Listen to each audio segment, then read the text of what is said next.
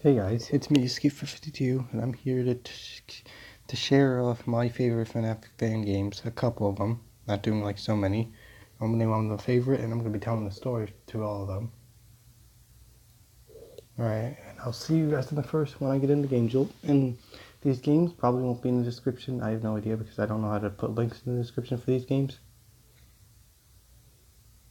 So yeah, so I don't really know much. Alright, so okay, maybe I can download the link. I don't know. I'll figure it out when I'm done with this video. Alright. I'll see you guys in the game jolt in 3, 2. So the first game I'm going to be starting off with is fnaf 4. Well, what am I waiting for? Let's go into this so you can see what this is. Okay, so this game is called fnaf Smudgers. I don't know why I said that. So basically the story of this game that you sit, basically the Minnesota Railway got crushed by a storm. No, I'm sorry. Alright, fnaf Smudgers 4, made by Big Chubby. This game was like one of my favorites because it has something to do with trains. Well, I'm not really a Thomas the Tank Engine fan. I used to be when I was a kid. So basically the story is that you sit as a night guard in Minnesota Railway. Now we're getting to Smudger's Railway because the Minnesota Railway got crushed by a storm. And Smudger was the only one left there. So the workers named the rail, instead of calling the Minnesota Railway, they called it Smudger's Railway. So you sit in the office and you have a couple of mechanics to defend yourself. One of them is being the doors to your office. The other are mines. Basically, if a train gets anywhere near like any mine cameras, or if they get any near like one of your doors, you must shut them and they run on power. And I suggest you open them back up when you're not using them. Because if you run out of power, you're pretty much dead meat. Shout out to James. Five Nights at Smudgers 2, made by Big Chubby. So Five Nights at Smudgers 2 takes place after Five Nights at Smudgers 1. Basically, instead of sitting in a railway, you're out in outer station called Bertram Station here. Which is obviously that train right there, Bertram. And then the name of the railway after him. Now, unfortunately, that nobody knows that Smudger is being kept there since he was involved in an incident that wasn't really his fault. So I'm going to tell you what this game's about. Alright, so you sit in the office, you're in your office, you have like two things that you can defend yourself with. One of them is being an alarm and a diesel generator. Spray at the trains, Freddys, Bertram, or Smudger if they come anywhere near you. The alarm is used for diesels, such as Derek and Class 40, because the diesel generator won't work on them because they are diesels. And power breakers that keep your diesel generator and alarm running for tonight. And the 3 lorries, lorry 1, lorry 2, and lorry 3, will go to those and drain the power. So that's why if they drain the power, you cannot use your diesel generator or alarm. So I suggest you lock the breakers before the lorries take control of your power. And this game was also made by Big Chubby. Shout out to my friend on Discord or YouTube. He has a YouTube channel as well. Alright, next. Five Nights at Smudgers 3, made by Big Chubby. So Five Nights at Smudgers 3 takes place after Five Nights at Smudgers 2. After Five Nights at Smudgers 2, Bertram Station was crushed by a storm, and the engines were all destroyed. That's why Freddys, Bertram, the diesels, lorries are all ghosts. But Smudger survived the storm because he was in the storage room, which I don't know how that he survived that. Now, unfortunately, you play as the old manager in this game, which Smudger does not like since the old manager had Smudger turn into a generator back on the Minnesota Railway. So Smudger is getting revenge. So on the revenge, never mind. Forget. What am I saying? I'm going to tell you for the mechanics for crap. Okay, so your main defense is like stuff in Final Fantasy 3, like one of them being the point switch. You have a point switch that I don't know, I forgot what it does. Like gets rid of Smudger for you. How about that?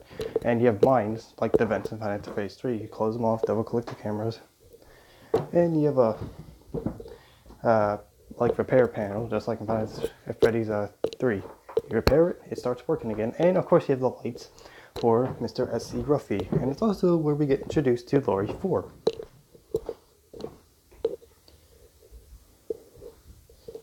Now, back to the story. So basically, Smudger is after the Mid-Soto manager, the old manager, for being turned into a generator on the Mid-Soto Railway. So that's why, so after Revenge Night, you get jump scared by Smudger, and that's when he tried to kill the Mid-Soto manager. Which now takes his place to the final game. Well, I don't know. 5 Nights at Smudger's 4. Engines at War. Stanley versus Smudger, or Smudger versus Stanley, whatever. So basically, Five Nights at Smudger's 4 is taking place after Five Nights at Smudger's 3, of course you know that.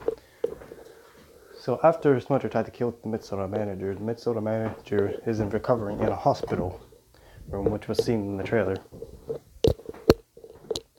And Smudger has regretted his actions, and then he tries to kill himself with gunpowder fluid.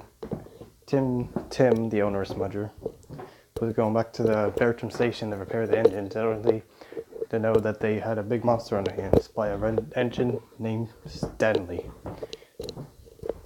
We also get introduced to Stanley in fnaf 3 and the secret ending. So basically how this works, you play as Tim Barnett in the old demo, Five Nights at Smudger's 4, and then the line was cancelled because, well, I don't really know why. I think it's because Big Trevor had a lot of stress going on, so he ended up cancelling it. But then he decided to remake it into Engines at War. Basically, by the old one, you just sit out in the garden and Tim is on his way. I'm just going to tell you what the demo was about. So you play in the neighborhood section, and I'm going to tell you what was going on. Alright, so Tim is on his way to, Tim was on his way to Stanley, but the Lorry 1 and Lorry 2 are hanging around Tim's house, so he's got to hide himself. And also, the reason why you have coffee with you, because if you fall asleep, the lorries will get you.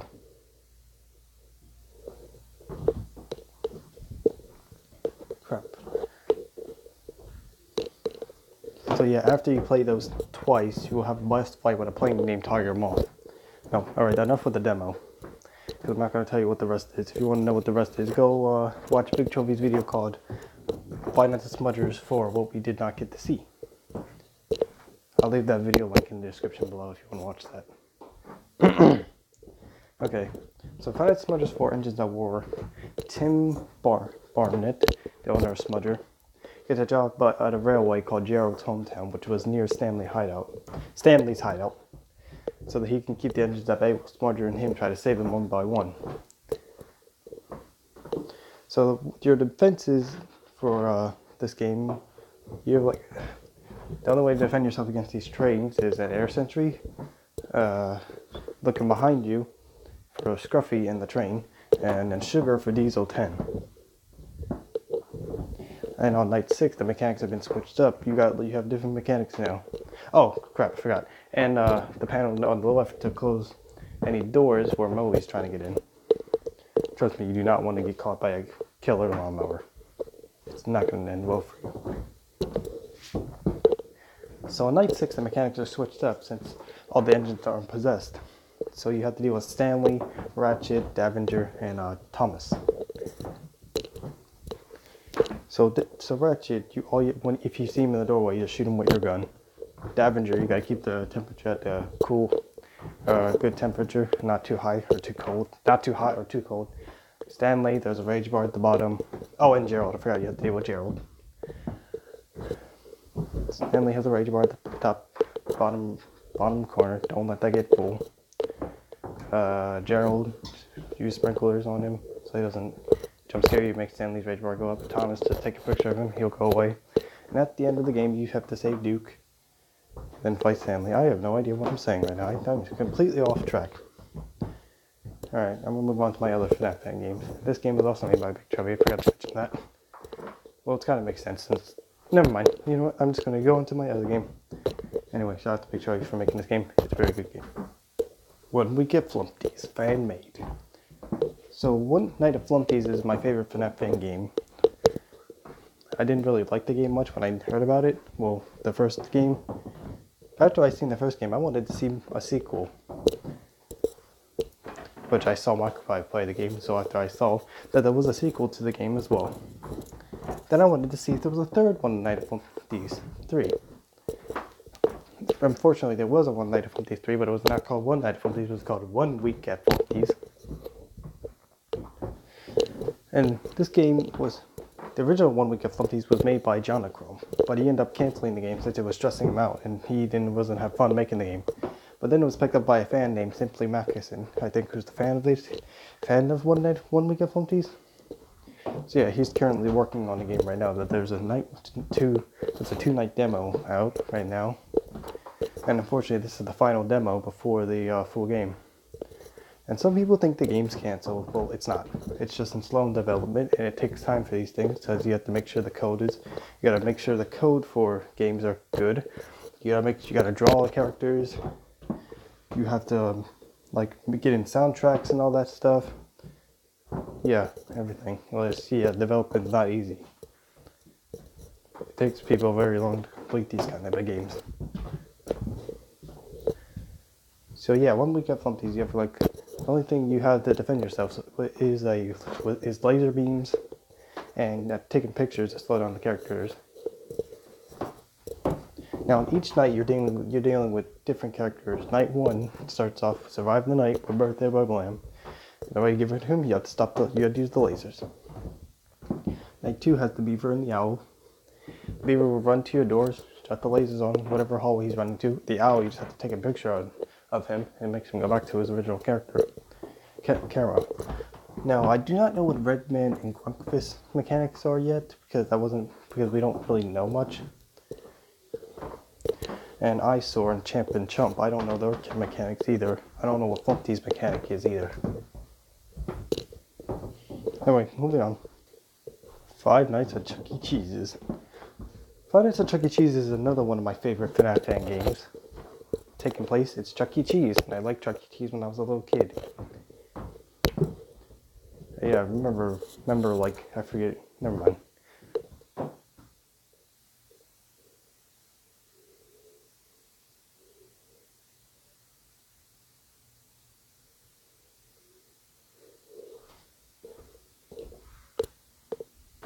Anyways, so basically, Five Nights at Chuck E. Cheese, you're surviving against animatronics. You have a wind gate feature, and you have a vent next to you that you can shut. And also, there's an old Chucky in the closet that will take away your power or jump scare you if you don't check on him often. And the jump scares are so unexpected, so you might as well just if you're brave enough to play this game is for you.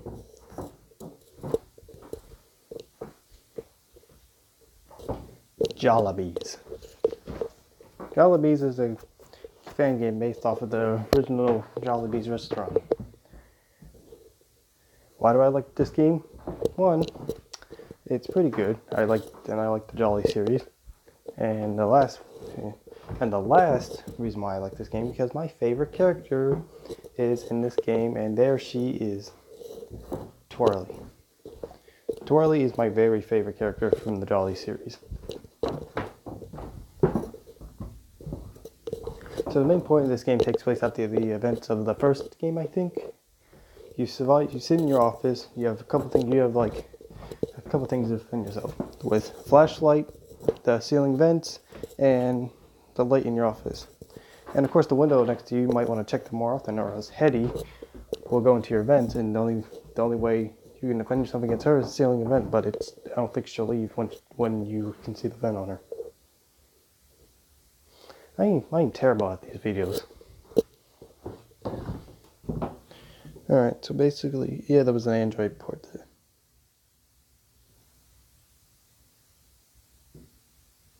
I have no idea what I'm saying anymore. Alright, let's move on to the next game. Five Nights with Mack Tonight. Or Mack Tonight's 2nd anniversary. This game is my least favorite because of one, the mechanics are new, the models are nice, very cool art style. And I really like how this game is getting into a custom night where you have to play a character on 20 and unlock the other characters. This game drives me insane I went perfectly insane in the bathroom part. get rid of Mack tonight. You have to use speakers, hamburgers event, overheat, Captain Crook, spray the window, Speedy, type in a code in, Chris works out like everyone else, 6 for Speedy. And Grimace, just use the other mechanic to get him away. Alright, let's move on to my final favorite game.